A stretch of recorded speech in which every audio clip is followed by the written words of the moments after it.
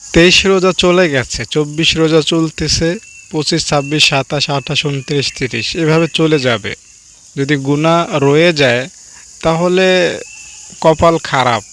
তাই গুনাহ কিভাবে একদম নিশ্চিত, নির্ঘাত, 100% নিশ্চিতভাবে ক্ষমা করাতে পারেন, সেই সূত্র বা সেই দোয়া আপনার সাথে শেয়ার করব। বরাবরের মতোই আজকের আলোচনাও আমার গুনাহ প্রসঙ্গে। এই আমলটা আপনি করবেন, গুনাহ মাফ করাবেন। খুব সিম্পল, কোনো ভেজাল নাই, কোনো সূত্র নাই, কোনো বেশি টাইম লাগবে না, কোথাও যেতেও হবে না, কোনো অফিসে, কোনো হুজুরের কাছে বা কোনো স্থানে, কোনো কিছু না, কোনো শর্ত না। জাস্ট বসবেন আর আমলটা নিরিবিলি করবেন, গুনাহ মাফ করাবেন। একদম সহজ সূত্র বলবো, জীবনের ছোট বড় জানা অজানা সব গুনাহ আল্লাহ মাফ করবেন। আপনাকে মাফ করার জন্য আল্লাহ তাআলা এখন বসে আছেন। বিশ্বাস করেন, 24 রোজা, 23 রোজা চলে গিয়েছে না, আর আছেই কয়দিন বলেন? তো এখন আল্লাহ তাআলা বান্দাকে ক্ষমা করার জন্য বেশি অপেক্ষায় থাকেন। বিশ্বাস করেন ভাই, বোন, বন্ধু, দর্শক, শ্রোতা, আল্লাহ তাআলা অনেক বেশি অপেক্ষায় আছেন কখন আপনি আল্লাহ তাআলার কাছে এই দোয়া পড়ার মাধ্যমে ক্ষমা চাইবেন, আর আল্লাহ কখন আপনাকে ক্ষমা করবেন। ফেরেশতা তারা তো গুনাহ করতে পারে না, ঠিক না? কারণ তাদের মধ্যে গুনাহ করার অ্যাবিলিটি, সক্ষমতা নাই। মাটি উঠতে পারে না, পাখি উঠতে পারে, কারণ পাখির উড়ার ক্ষমতা আছে, মাটির উড়ার ক্ষমতা নাই। তো আল্লাহ তাআলা মানুষকে গুনাহ করার ক্ষমতা দিয়েছেন, তাই মানুষ গুনাহ করে। ফেরেশতাদের গুনাহ করার ক্ষমতা নাই, তারা গুনাহ করতে পারে না। তো এই ফেরেশতারা মাঝে মধ্যে আল্লাহ তাআলার কাছে বলে, আল্লাহ, তোমার ওই বান্দারা এত গুনাহ করে, নামাজ পড়ে না, বোরকা পরে না, সুদ খায়, মিথ্যা বলে, তুমি ওদের কিচ্ছু বলতেছো না, একটু অনুমতি দাও, একদম থাবড়াইয়া দিয়ে আসি, খতম করে দিয়ে আসি। আল্লাহ তাআলা কিচ্ছু বলেন না ফেরেশতাদের কথায়। কিছুক্ষণ পর আবার আল্লাহ তাআলার বিশাল একটা সৃষ্টি সমুদ্র, আমরা জানি সমুদ্র কিন্তু অনেক বিশাল, পৃথিবীর চাইতো বড় বড় সমুদ্র আছে, মানে স্থলভাগের চাইতো বড় বড় সমুদ্র। এই সমুদ্র মিলে আল্লাহ তাআলার কাছে আবেদন করে, আল্লাহ, তুমি শুধু আমাদেরকে একটু পারমিশন দাও, আমরা সমুদ্র যারা আছি একত্র হইয়া তোমার এই বান্দাদেরকে একদম ভাসায় দিই। এত অত্যাচার করতেছে, রোজা রমজান মাসেও এত গুনাহ করতেছে, আমাদেরই সহ্য হয় না। আল্লাহ, তুমি কিভাবে সহ্য করতেছো, একটু পারমিশন দাও। আল্লাহ চুপ থাকেন। কিছুক্ষণ পর আবার জমিন আল্লাহর কাছে বলে, আল্লাহ, সাগর, ফেরেশতা এরা তো অনেক দূরে দূরে থাকে তোমার বান্দা থেকে, আমি তো জমিন, তোমার বান্দা আমাকে ছাড়া তো চলতেই পারে না, আমাকে তুমি অনুমতি দাও, আমি জমিন ফাঁক হয়ে যাই, এদেরকে একদম জমিনের নিচে কবর দিয়ে দিই। আল্লাহ তাআলা চুপ থাকেন। এভাবে যখন বারবার তারা আমাদেরকে ধ্বংস করার জন্য আল্লাহ তাআলার কাছে বদদোয়া করতে থাকে বা সুপারিশ করতে থাকে, তখন আল্লাহ তাআলা কি বলেন জানেন? হাদিস শরীফে এসেছে, এই জমিন, এই সাগর, এই ফেরেশতাদের দল, এই বান্দাদেরকে তোমরা বানাইছো, যদি তোমরা বানায় থাকো, যাও তাদেরকে ধ্বংস করে দাও, মাটির সাথে দেবে দাও, সাগরে ভাসিয়ে নিয়ে যাও, ছাই করে দাও, পুড়িয়ে দাও, শেষ করে দাও, আমার কোনো আফসোস নাই। কিন্তু যদি তোমরা আমার এই বান্দাদেরকে না বানায়া থাকো, তাহলে চুপ থাকো, চুপ থাকো, আমিও আমার বান্দার মধ্যে তোমরা নাক গলাইতে আইসো না, তোমাদের কথা বলার কোনো অধিকার আমি দেই নাই, তোমরা যেই কাজে আছো সেই কাজে থাকো, এটা আমার ও আমার বান্দার মধ্যের সম্পর্ক, আমার ও আমার বান্দার মধ্যে কি হলো না হলো সেটা তোমাদের দেখার কোনো দরকার নাই। তো তখন এই প্রাণীকুল, এই ফেরেশতারা আল্লাহ তাআলাকে বলে, আল্লাহ, ঠিক আছে, বান্দাদেরকে তুমি বানাইছো, তো এত গুনাহ করার পরেও তুমি কেন তাদেরকে শাস্তি দিচ্ছ না, ধ্বংস করছো না, তোমার উদ্দেশ্যটা কি? আল্লাহ তাআলা তখন কি বলেন জানেন? আল্লাহু আকবার। আল্লাহ বলেন, এ ফেরেশতারা শোনো, আমি বসে আছি, আমি অপেক্ষায় আছি, আমি আমার বান্দার ফিরে আসার জন্য বসে আছি, কখন আমার বান্দা আমার কাছে মাফ চাইবে, কখন আমার বান্দা আমার কাছে ফিরে আসবে, তাওবা করবে, আর কখন আমি আমার বান্দাকে মাফ করে দিব। আল্লাহ তাআলা বসে আছেন, অপেক্ষায় আছেন। আল্লাহ তাআলা আপনাকে আমাকে মাফ করার জন্য নিঃসন্দেহে বিশ্বাস করেন আল্লাহ আপনার জন্য বসে আছেন, অপেক্ষায় আছেন কখন আপনি মাফ চাইবেন আর কখন আল্লাহ আপনাকে মাফ করবেন। এজন্য ভাই বোন, বন্ধু, দর্শক শ্রোতা, আল্লাহ আপনাকে অনেক বেশি ভালোবাসেন। ওই আল্লাহর কাছে মাপ চান। আল্লাহ বলেছেন লা তাকনাতু মির রাহমাতিল্লাহ। বান্দা, গুনাহ কয়টা করেছো? তোমার গুনাহ একটার উপরে আরেকটা রাখবা, আরেকটার উপরে আরেকটা রাখবা, ওইটার উপর আরেকটা রাখবা, ওইটার উপরে আরেকটা রাখবা, ওইটার উপরে আরেকটা রাখবা, এভাবে রাখতে রাখতে রাখতে রাখতে রাখতে রাখতে যদি আসমান পর্যন্ত চলে যায় বান্দা, তবুও ভয় পাবা না। আমি আল্লাহ আছি কি জন্য? তোমার ওই গুনাহ যদি আসমান পর্যন্ত ঠেকে যায়, আসমানের ছাদ পর্যন্ত লেগে যায় বান্দা, তারপরও ভয় পাওয়ার কারণ নাই। আমি আল্লাহ মাফ করে দিব। মাফ চাও, মাফ চাও, আমি তোমাকে মাফ করব। আমি আছি তো এই জন্য। আল্লাহ তাআলা আমাদেরকে ভরসা দিয়েছেন, সান্ত্বনার বাণী শুনিয়েছেন। তাই মাফ চাইবেন রবের কাছে, ক্ষমা চাইবেন প্রভুর কাছে। আল্লাহ তাআলা মাফ না করে পারবেন না ইনশাআল্লাহ। আপনি কয়টা গুনাহ করেছেন? আর এখানে একটা কথা বলি, মানুষ এক জীবনে এত গুনাহ করতে পারে না, ঠিক আছে? আপনার গুনাহ আসমান বরাবর পর্যন্ত যাবে। আল্লাহু আকবার। এত গুনাহ মানুষের পক্ষে করা সম্ভব বলে আমার মনে হয় না, ঠিক আছে? তো আল্লাহ তাআলা আমাদেরকে সহজে বোঝানোর জন্য বললেন, বান্দা তোমার গুনাহ তো হবে 10,000 কিংবা 20,000 কিংবা 50,000 গুনাহ। তো এই গুনাহ তো খুবই সহজ। তোমার গুনাহ যদি আসমান বরাবর হয়, কোটি কোটিও হয়, তবুও আমি মাফ করব। তাই গুনাহ মাফের আশায় আপনি আল্লাহ তাআলার কাছে মাফ চাইবেন। এখন আমরা মাপ চাইব কিসের মাধ্যমে? মাপ চাওয়ার অনেক দোয়া আছে, আমল আছে। এই দোয়া আমল ওজিফার মধ্যে সবচাইতে নির্ভেজাল এবং সবচাইতে পাওয়ারফুল একটা আমলের নাম হলো নবীকে সালাম দেওয়া, নবীর উপর দুরূদ পড়া। আপনি যদি নবীকে সালাম দিতে পারেন, এই যে দিনগুলো আছে 24 থেকে 29, 30 রোজা পর্যন্ত নবীকে সালাম দিতে পারেন বা নবীজির শানে যদি দুরূদ শরীফ পড়তে পারেন, তো আপনি সফল হবেন। আপনার গুনাহ মাফের নিশ্চয়তা আমি দিতে পারি।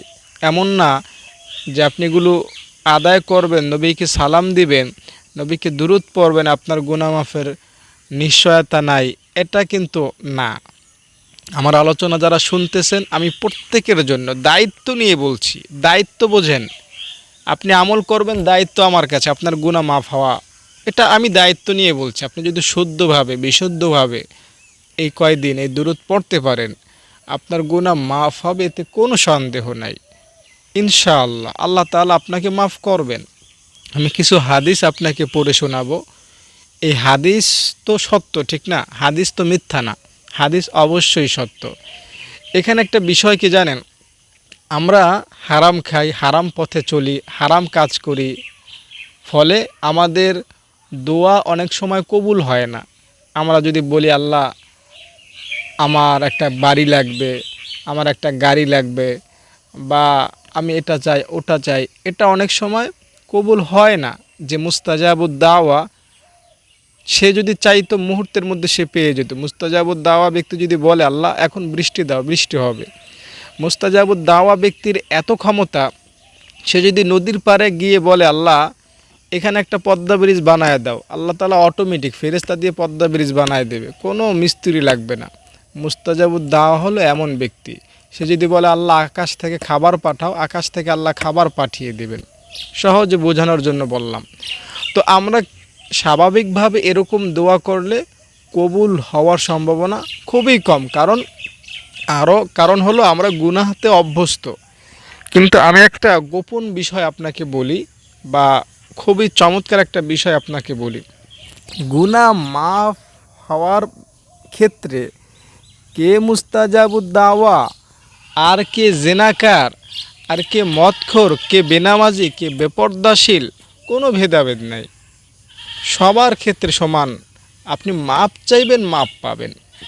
আপনি বাড়ি চাইলে হয়তো বাড়ি পাবেন না, কারণ আপনি মুস্তাজাবুদ দাওয়া না, আপনি হালাল খানা খান না, সৎ পথে চলেন না। এ কারণে হয়তো আপনি যদি একটা গাড়ি চান হয়তো পাবেন না, কিন্তু আপনি যদি গুনাহ থেকে মাপ চান নিঃসন্দেহে মাপ পাবেন। বুঝতে পারেন না বিষয়টা। গুনাহ মাফ এই বিষয়টা সবার জন্য সমান। কে আলেম, কে ডাক্তার, কে হাফেজ, কে মদখোর, কে ঘুষখোর, কে সুদখোর, কে জেনাকার, কে বেনামাজি, কে বেপর্দায় চলে, কে মিথ্যুক, কে অহংকারী, কে হিংসুক, কোনো পার্থক্য নাই। গুনাহ মাফের এই চ্যাপ্টারে সবাই সমান। যেই মাপ চাইবে সেই মাপ পাবে। বুঝতে পেরেছেন? এজন্য আপনি মাপ চান, মাপ পাবেনই পাবেন, 0% সন্দেহ নাই। আর আপনি যদি মাপ চান এই রোজা রমজানের মাসে, তাহলে তো 0%-এর নিচে যেটা আছে সেই সন্দেহ নাই ইনশাআল্লাহ। রব্বে কারিম মহান প্রভু এতটাই দয়ালু, যিনি মাফ করতে ভালোবাসেন, মাফ করতে পছন্দ করেন। আমি গতকালের ভিডিওতে বলেছিলাম, জমিন থেকে এই পাতাটা উঠাতে আমার যতটুকু কষ্ট হয়েছে, এই কষ্টটুকুর চাইতেও কম কষ্টের বিনিময়ে আমি আমার গুনাহ মাফ করাতে পারি। আমার একটা পৃষ্ঠা উল্টাতে যতটুকু সময় লাগে, যতটুকু কষ্ট ব্যয় হয়, আমার 27 বছরের গুনাহ এর চাইতেও কম কষ্টে কম সময়ে ক্ষমা করাতে পারি। হ্যাঁ, মুসা আলাইহিস সালামের একটা উম্মত যে অনেক গুনাহ করেছিল, যার কারণে বৃষ্টি বন্ধ হয়ে যাচ্ছিল। আল্লাহ বললেন, মুসা ওই লোকটাকে এখান থেকে উঠে যেতে বলো, তা না হলে আমি বৃষ্টি দেব না। ওই লোকটা কি করলো? আল্লাহ তাআলার কাছে মাপ চেয়ে নিল, আল্লাহ মাফ করে দাও, সাথে সাথে বৃষ্টি বর্ষণ হলো। আল্লাহকে মুসা নবী বললেন, আল্লাহ কেউই তো উঠলো না, অথচ বললা একজন লোক না ওঠা পর্যন্ত, ওই গুনাহগার ওঠা না পর্যন্ত বৃষ্টি দিবা না, তো বৃষ্টি তো দিলা, ঘটনা কি? আল্লাহ বললেন, মুসা যার কারণে আমি বলেছিলাম বৃষ্টি দিব না, তার তাওবার কারণেই আমি বৃষ্টি দিয়েছি, আমি তাকে এখন মাফ করে দিয়েছি, সে এখন আর আমার কাছে পাপী নাই, সে আমার কাছে এখন জান্নাতি বান্দা। অথচ সে একই মজলিসে, বিশ্বাস করেন একই মজলিসে, একই চেয়ারে বসা অবস্থায় ছিল সমাজের সবচাইতে বড় ফেরাউনের মতো, সবচাইতে বড় কট্টর গুনাহগার। আবার ওই একই চেয়ারে বসা অবস্থায় না উজু করতে গিয়েছেন, না গোসল করতে গিয়েছেন, না একটা সেজদা দিয়েছেন, না কোথাও দান করেছেন, কিচ্ছু করেন নাই, ওই একই মজলিসে বসা অবস্থায় সে ওই সমাজের সবচাইতে অলি হিসাবে রূপান্তর হলো আল্লাহ তাআলার কাছে। তাহলে কি মনে করেন গুনাহ মাফ করা কি খুব কঠিন বিষয়? মোটেও কঠিন বিষয় না। শুধু মন থেকে বললেই হয়, আল্লাহ মাফ করে দাও, আল্লাহ মাফ করে দাও। মাপ চাইলেই মাপ পাবেন, মাপ চাইলেই মাপ পাবেন। মাপ পাওয়াটা খুব সস্তা, এর চাইতে সস্তা বিষয় আল্লাহ তাআলা বান্দার জন্য দ্বিতীয়টা রাখেন নাই। তাই যারা হতাশ, যারা ভয়ে আছেন, ভয় পাবেন না। আপনি রোজা রমজানের মাসে এখনও সুযোগ আছে আপনার সামনে। আপনার 40 বছরের গুনাহ, 50 বছরের গুনাহ, 60-70 বছরের গুনাহ মাফ করানো এখনও পর্যাপ্ত সময় আছে, সুযোগ আছে। আপনি একটু মাপ চান, আল্লাহ আপনাকে মাফ করবেন ইনশাআল্লাহ। দর্শক, এখানে একটা কথা বলি, আমি আপনাকে দুরূদটা বলবো তার আগে আমার মাদ্রাসা সম্পর্কে একটু আপনাকে জানাই। আপনারা জানেন আমি একটা মাদ্রাসার দায়িত্বে আছি, 2 বছর হলো মাদ্রাসাটা আমি পরিচালনা করতেছি। তো এখানে রোজার পরে আমি 20 জন ছাত্রীকে হাফজ পড়াবো সম্পূর্ণ ফ্রিতে। বর্তমানও 35 জন ছাত্রী আছেন, তারাও ফ্রিতে থাকেন, খান, পড়াশোনা করেন। তো এই টাকাটা কিন্তু আপনারাই আমাকে বিকাশে, নগদে, ব্যাংকের মাধ্যমে এতদিন দিয়ে এসেছেন। তো এখন খরচ বেড়েছে, আপনারা এখন আমাকে আরও বেশি বেশি দান করবেন, জাকাত ফিতরা বা প্রতি মাসে আপনারা আমাকে দিয়ে যাবেন।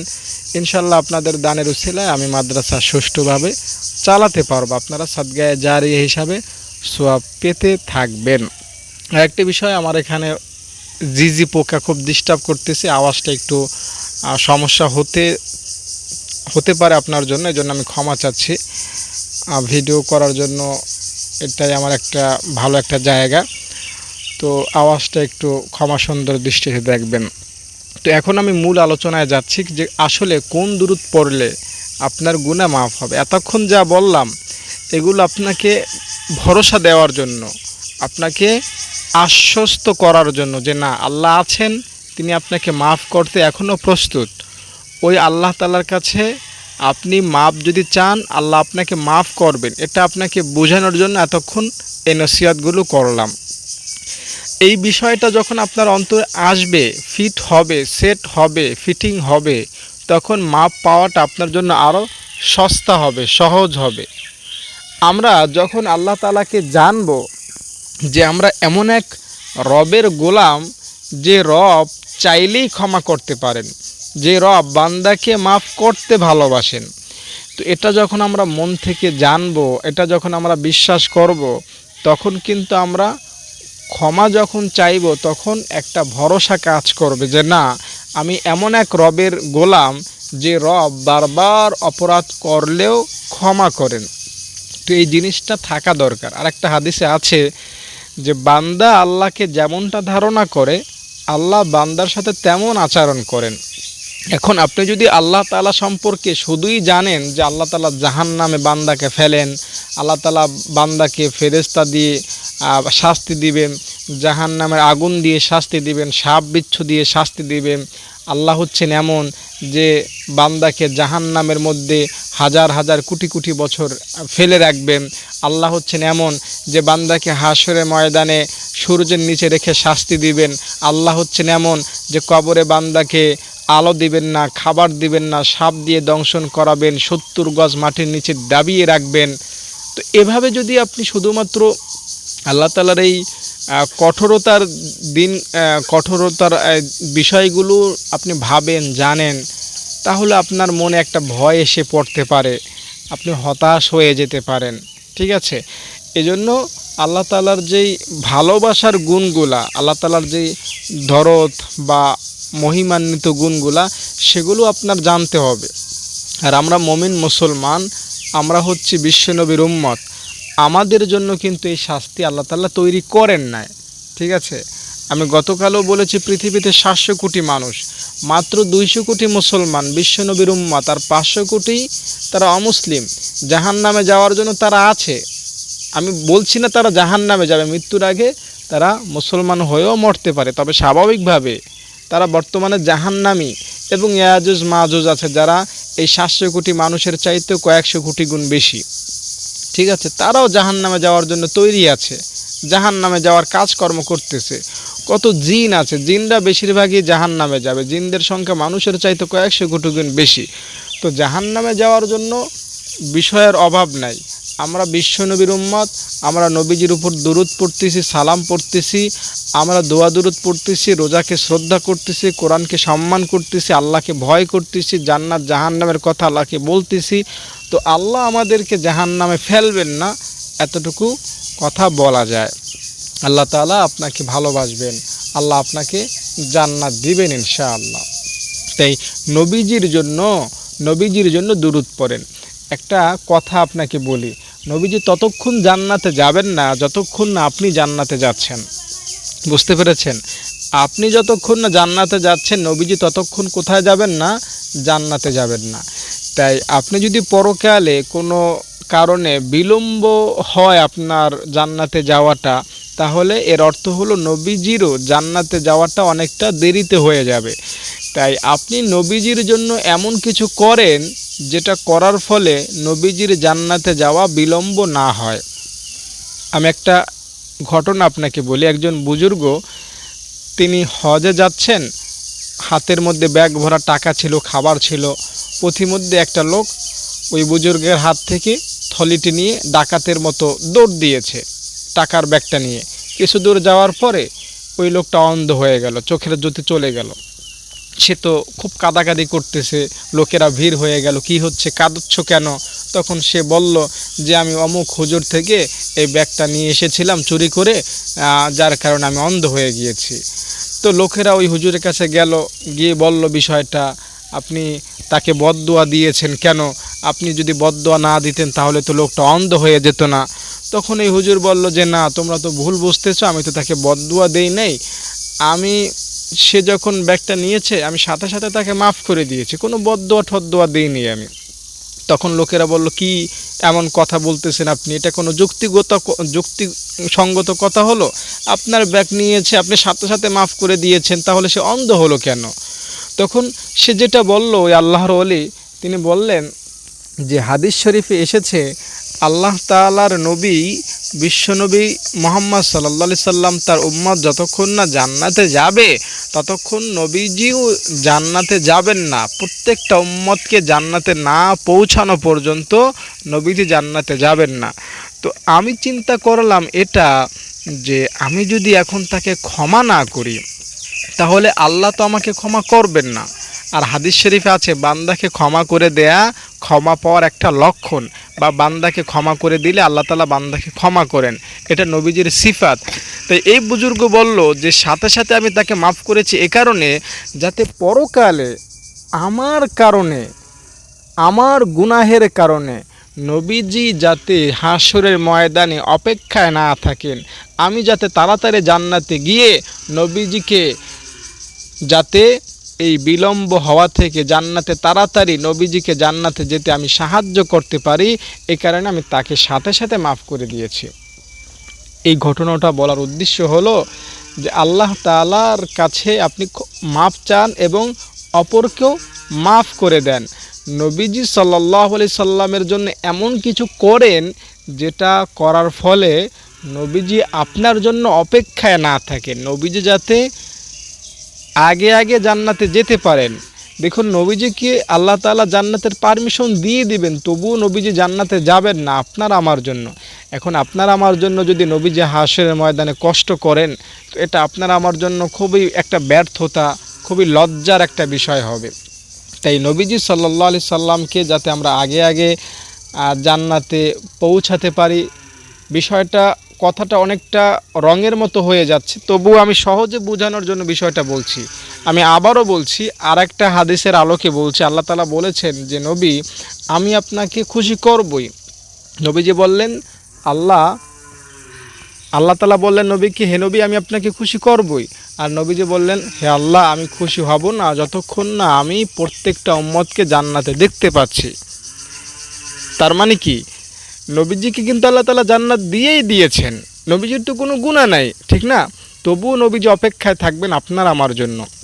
এখন আমি আপনি যদি গুনাহ নিয়ে থাকি বা গুনাহ নিয়ে মরি, তাহলে এটা কিন্তু নবীজির জান্নাতে যাওয়া অনেকটা দেরিতে হবে। তাই আপনি আমি গুনাহ যদি ক্ষমা করে মরতে পারি তাহলে এটা কিন্তু আমাদের জন্য ভালো, নবীজির জন্যও ভালো। তাই গুনাহ নিয়ে মরবেন না। দর্শক, এখন আমি আপনাকে বলবো যে আসলে কোন দুরূদ শরীফ পড়লে আপনি খুব তাড়াতাড়ি মাপ পেতে পারেন। এরকম অনেক দুরূদ আছে যেগুলো পাঠ করলে আপনি আল্লাহ তাআলার রহমতে খুব সহজে ক্ষমা পেতে পারেন, নবীজির শাফায়াত পেতে পারেন, আল্লাহ তাআলার দয়া পেতে পারেন। আল্লাহুম্মা সাল্লি আলা মুহাম্মাদিন ওয়া আনজিলহুল মাকআদাল মুকাররাবা ইনদাকা ইয়াউমাল কিয়ামাহ। এই দুরূদটার যদি আপনি পড়তে পারেন তাহলে পরকালে আপনি নবীজির সাথে জান্নাতে যেতে পারবেন, আপনার গুনাহ মাফ হয়ে যাবে।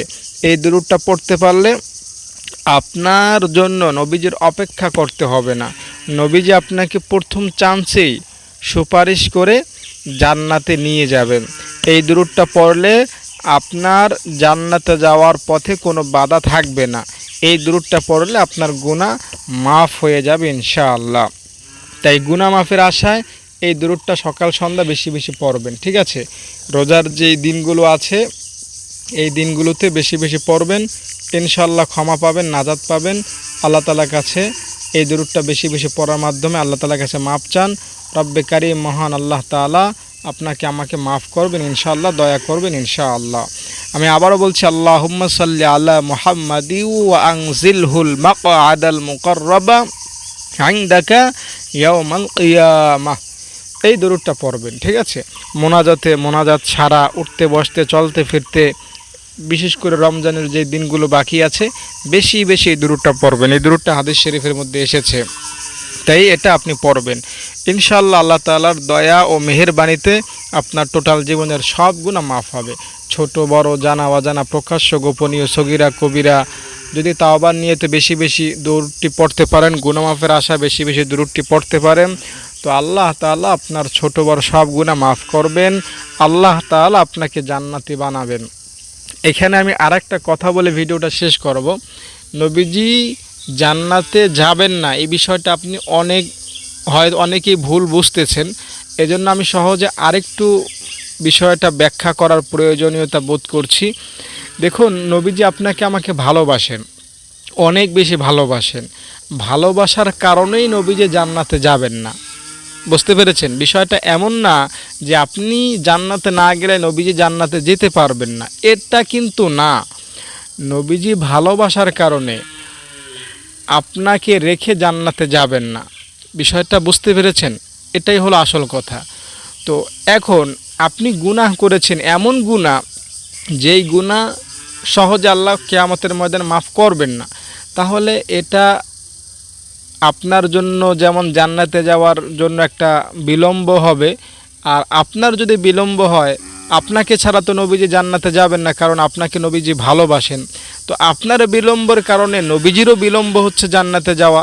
এই সূত্রে, এই সেন্সে আমি এই কথাটা বলেছি, ঠিক আছে? তাই আপনি আপনার গুনাহ মাফ করিয়ে মরুন, নবীজির সুপারিশ পেয়ে খুব সহজে তাড়াতাড়ি জান্নাতে যেতে পারবেন তাহলে। আর এই দুরূদটা যদি বেশি বেশি পড়েন, ইনশাআল্লাহ আশা করি আপনি খুব সহজে মাপ পাবেন। আপনি যদি আমার ছাত্রীদের দান করতে চান, সাহরি ইফতার হয়ে গিয়েছে, এখন যদি আপনারা জাকাত ফিতরার টাকা দিতে চান বা রমজানের পরবর্তীতে যে 20 জন ছাত্রীকে আমরা হাফজ পড়াবো তাদের খরচ দিতে চান, আমার সাথে যোগাযোগ করবেন। একজন ছাত্রীর খরচ যদি আপনি দেন 1 বছরে 30,000 টাকা, আর 2 বছর একজন মেয়ে হাফেজ হতে পারবে, 2 বছরে 60,000 টাকা। তো মাসে মাসে 3,000 টাকা যদি আপনি দেন, তো 2 বছর সময় নিয়ে 60,000 টাকা দিলেন। একটা কোরআনের হাফেজা আপনি বানালেন, আর একটা কোরআনের হাফেজা একজন না, বরং 10 জন কোরআনের হাফেজকে 10 জন জাহান্নামীকে জান্নাতে নিতে পারবে। তো এই জিনিসটা আপনি মাথায় রাখেন। এটা যে আমাদের মাদ্রাসায় দিতে হবে এমন না। আপনি দেখবেন মাদ্রাসাগুলোতে এতিমখানা থাকে, সেখানে খোঁজ খবর নেবেন। আপনি হয়তো নিজে হাফেজ হতে পারেন না, আপনার আত্মীয় স্বজনকে হাফেজ বানাতে পারেন না, নাতিদেরকেও হাফেজ বানাতে পারেন না। এখন প্রতিবেশী হোক, গরিব কোনো এতিম হোক, একজনের দায়িত্ব নেন। একজনের দায়িত্ব নিয়ে তাকে হাফেজ বানান পরিপূর্ণ, শুরু থেকে শেষ পর্যন্ত। এটা আপনার জন্য একটা খুব ভালো একটা বিষয় হবে। তাই এটা আপনি করবেন, এই আমলটা, ঠিক আছে? একজনকে হাফেজ বানান। যারা ওই রকমের খোঁজ খবর রাখতে পারেন না, আমার সাথে খোঁজ খবর নেবেন।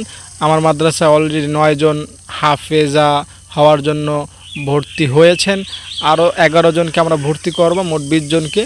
এদের মধ্যে থেকে আপনি একজনকে প্রতি মাসে খরচ দিলে ইনশাল্লাহ আপনি বিষয়টা সোয়াবটা লাভ করতে পারবেন। আর আমার মাদ্রাসার ঠিকানা হলো গ্রাম উত্তর চরডাকাতিয়া, পোস্ট পাতারচর, থানা মুলাদি, জেলা বরিশাল। যদি কেউ আমার মাদ্রাসায় আসতে চান, আসবেন, সকলের দাওয়াত রইল। এসে দেখে ঘুরে ফিরে যাবেন, সকলের দাওয়াত রইল। ভালো থাকেন, নিরাপদে থাকেন। আসসালামু আলাইকুম।